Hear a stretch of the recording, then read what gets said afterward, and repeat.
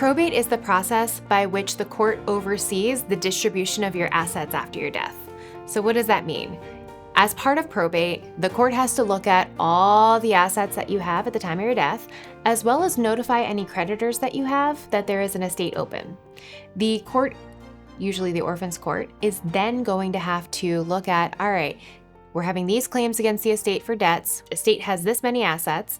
They're going to instruct the person who is handling the probate, whether that is an attorney or the executor or somebody who has been appointed to do so, to pay off the debts and then distribute the remainder of the assets according to either your will or, if you don't have a will, according to the law. And that law may not be what you want.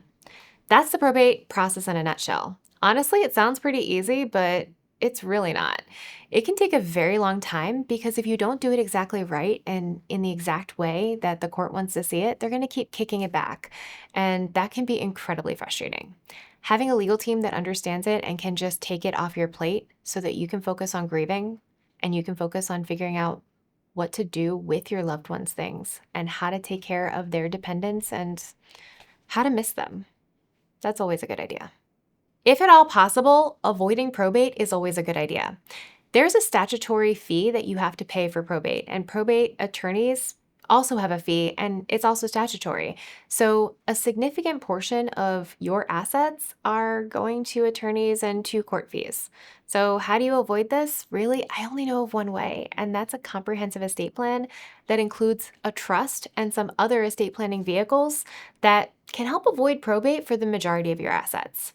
Look, at some point, every estate is going to go through at least a little bit of probate to make sure that the estate is closed and everything is tied up. But more assets that stay out of the probate process, the less those fees are going to be because they're a percentage of the probate assets, not your overall assets.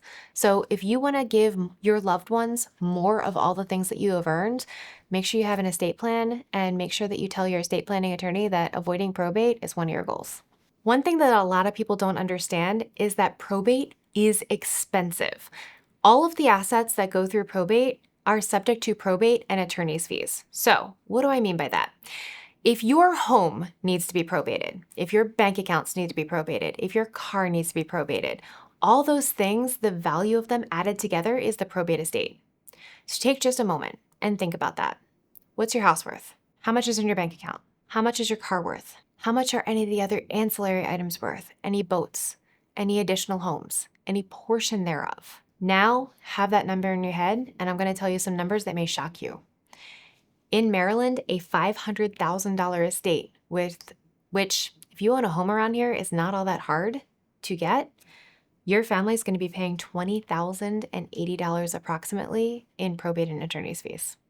If you raise that to $1 million, your family is going to be paying approximately $39,080 in probate and attorney's fees.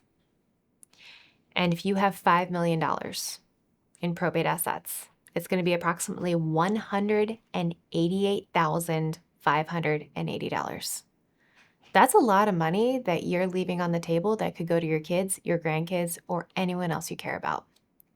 Think about that when you're thinking about the cost of an estate plan. Probate is not always a straightforward process. Sometimes things happen, such as the heirs completely disagree with how things should be divided. Maybe they don't agree with the original will in the first place. Maybe one of the siblings was left out and that sibling wants to contest the will. That's expensive and that can cause a huge litigation. But what if it's not that? What if somebody hasn't been left out? Let me give you an example.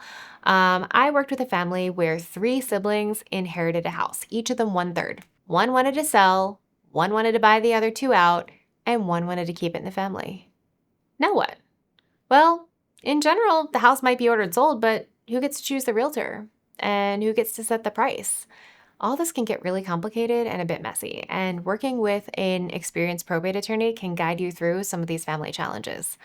Unfortunately, death often brings out the worst in some people. I hate saying that, but it is really true. Emotions are high, and people are stressed. And even when they love each other, that stress is there and can overwhelm rational decision making. So sometimes probate attorneys end up having their own dispute resolution processes to try to figure that out among the heirs. But Long story short, getting a probate attorney involved is always a good idea.